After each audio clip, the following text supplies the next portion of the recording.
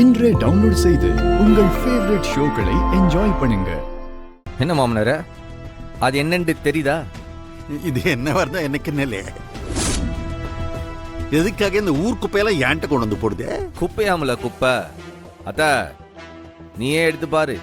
Original வைரெல்லாம் பதிச்ச necklace அது.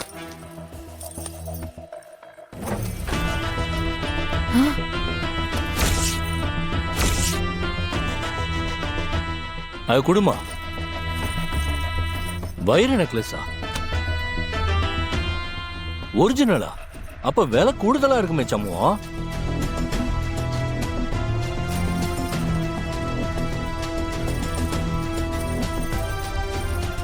ஒன்னு 2 லட்சம் இல்லடா, 15 லட்சம்.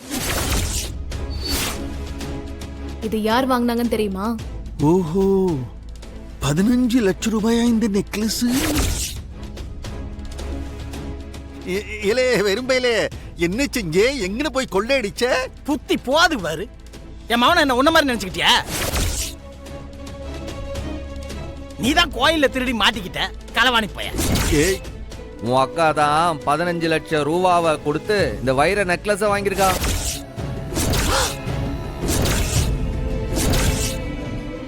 எங்க இருந்து வந்தது அந்த 15 லட்சம் உன் அக்காளுக்கு?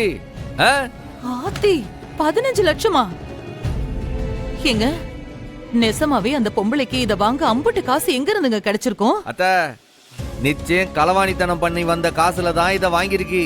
இத திருட்டுத்தனமா வாங்கினதுனால தானே ஒளிச்சு ஒளிச்சு வச்சு யாரும் பார்க்காத போது போட்டு போட்டு பாக்குதாவ.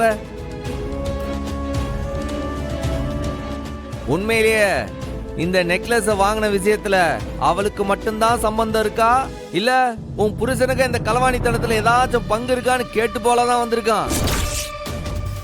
இல்ல சம்முவோ, அந்த பொம்பளை நீ சும்மாவா விட்ட? ஆமா, இவனை நீ நல்லா சொரிஞ்சு விடு. இவன் போய் அங்க அக்காவை அடிக்கட்டா? என்ன பேச்சுது? உங்க வீட்ல ஏதாச்சும் பணம் திருட்டு போயிருக்கா என்ன ஏதுன்னு செக் பண்ணி பாருங்க. அக்கா, நீ தானே மத்தவங்களுக்கு ஆபத்தா இருப்ப. இவன் வேறு சாணக்கு எனக்கே சறுக்கிற இடம்னு ஒண்ணு வரத்தாலே செய்யும்.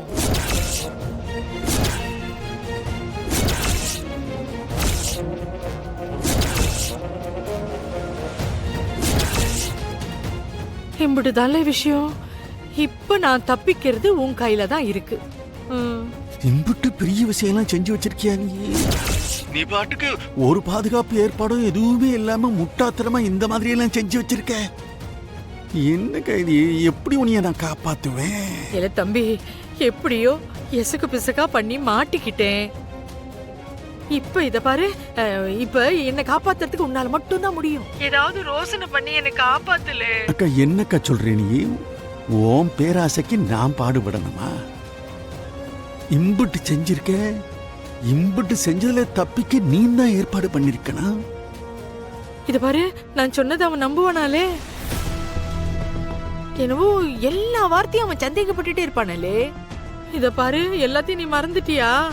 அப்ப என்னைய மட்டும் நம்புவானாவே? கோட்டிக்காரி மாதிரி பேசுது. இத பாரு சௌந்தரம், இந்த விஷயத்த நீ சொன்னீனா அவன் நம்பித்தான் ஆகணும். நீ என்ன செய்வியோ ஏது செய்வியோ எனக்கு தெரியாது. என்னமாச்சும் சொல்லி என்ன நீ தான் காப்பாத்தணும். ஐயோ அக்கா, என்னக்கா நீயே இப்படி திடீர்னு என்னத்தையோ செஞ்சு என்னைய கோத்து விட்டா நான் என்னக்கா செய்வேன்? இத பாரு, செஞ்சுதான் ஆகணும். இல்லன்னு வெயி, நான் உன்னையும் சேர்த்து மாட்டி விட்டுடுவேன். ஆமா, எது? என்னைய நீ மாட்டி விட்டுருவியா? நான் என்னக்கா செஞ்சேன்? மத்த விஷயத்துல நான் சொல்றத அந்த வெறும் பையன் நம்ப மாட்டான். ஆனா ஓம் விஷயத்துல நான் என்ன தப்பா சொன்னாலும் அவன் நம்புவான். இந்த நகை எம்புட்டுன்னு சொன்னீங்க? அதான் ரெசிப்ட்லயே இருக்கே, 15 லட்சம் ரூபான்னு. ரொக்கமா கொடுத்து வாங்கியிருக்கா உங்க அக்கா.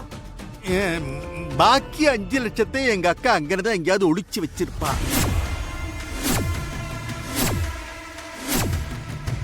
நல்லா தேடி பாருங்க. ஓ, என்ன வளருதிய? இன்னும் 5 லட்சமா? ஆமாலே, வளர்ந்துகிட்டவனே. ஏட்டி பாக்கியா, போன வாரம் மானூத்துல இருந்து ஒரு போன் வந்துச்சு. என்னன்னு வந்துச்சு? மானத்து பெருங்கிழவி செத்துருச்சுன்னு போன் வந்துச்சு. நமக்கு அம்புட்டொன்னு நெருங்கின சொந்தம் இல்லையேன்னு நாம யாரும் போகவே இல்லை. நமக்கு நெருங்கின சொந்தம் இல்லதான். ஆனா என் அக்கா புருஷன் மாமாவுக்கு அந்த கிழவி அம்மாச்சி இல்லையா? அதுக்கு என்ன இப்போ? அந்த கிழவி சொத்தை பிரிச்ச வகையில பங்காளிகளான அம்புட்டு பேருக்கும் ஆளுக்கு 20 லட்சம் ரூபாய் வந்துச்சு. அக்கா மக வேதவல்லி அக்காவை மதுரைக்கு கூப்பிட்டதே அதுக்காகத்தான். என்ன உனக்கு ஞாபகம் இருக்கா இல்லையா? எனக்கு என்ன தெரியும்? அவ என்னமோ போன போட்டா, இந்த பொம்பளை என்னமோ அடிச்சு புடிச்சு ஓடுச்சு. இதுக்கு தானே நான் என்ன சொப்பனமா கண்டேன்? இந்த பரணி, இந்த பெருங்கிழவி செத்த வகையில உன் அத்தைக்கு 20 லட்சம் ரூபாய் பங்கு பணம்னு வந்திருக்கு. அந்த பங்கு பணத்துல வந்த காசுல வாங்கின நெக்லஸ் தான் இந்த நெக்லஸ். இத என் அக்கா கிட்டே உன் புருஷனை திருப்பி கொடுத்துட சொல்லு. இல்லைனா என் அக்கா போல்ஸ்ல கேஸ கொடுத்து இவனை தூக்கி உள்ள வச்சிருவா. எத? இன்னும் வேதாவும் கொக்காவும் என்ன புலங்கிட்டு இருக்காங்களா இல்ல பேச்சுவார்த்தை நடந்துட்டு இருக்கா? இல்லை பரணி, உன் அப்பன் சொல்ற கதைலாம் நம்புற மாதிரி இல்லைல்ல. உண்மையிலேயே பங்கு பணத்துல தான் வந்திருந்தா எதுக்குல பெரியாத்தா அதை ஒளிச்சு நம்ம கிட்ட இருந்து மறைச்சு வைக்கணும்? எதுக்கு யாருக்கும் தெரியாம போட்டு பார்க்கணும்? அந்த பெரிய கிழவி செத்ததுக்கு அம்மாவே சாட்சி சொல்றாங்களே. 6 சாட்சி சொன்னாலும் நான் நம்ப மாட்டேன்ல. நீ முதல்ல அந்த நெக்லஸை வாங்கி எடுத்த இடத்துல வெய்ய. இந்தால இதுக்கு பின்னாடி ஏதோ ஒரு பெரிய பிராடுத்தனம் நடந்திருக்கு. அது என்னன்னு கண்டுபிடிக்காம நான் விட மாட்டேன். பாப்பா, உன் மனசுல என்ன நினைச்சிட்டு இருக்கேன்னு எனக்கு தெரியல. ரத்னா வந்து தனியா போறேன்னு சொன்னான்.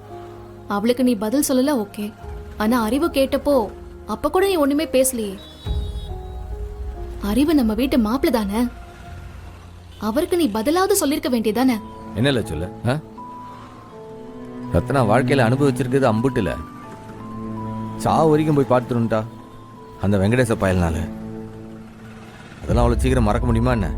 டேய், அதெல்லாம் நம்ம கடந்து வந்துட்டோம்டா. இன்னும் அதையே நினைச்சிட்டு இருக்கலாமா? இல்லை, ஒரு அனுபவத்துல இருந்து நாம தாம்ல சுதாரிச்சுக்கினேன், பாடம் கத்துக்கிட்டேன. இப்ப எதுக்கு இவ்வளவு சீக்கிரம் இவங்க ஒரு தனி கொடுத்தனம் போனன்றாவ? இவ அங்க இந்த வெங்கடேசனோட நடந்த மாதிரி அங்க ஏதாச்சும் நடந்துச்சுன்னா பயமா இருக்குல்ல? டேய், அறிவு நல்லவர்னு உனக்கு தெரியாதா? ஏன் இப்படிலாம் யோசிக்கிற?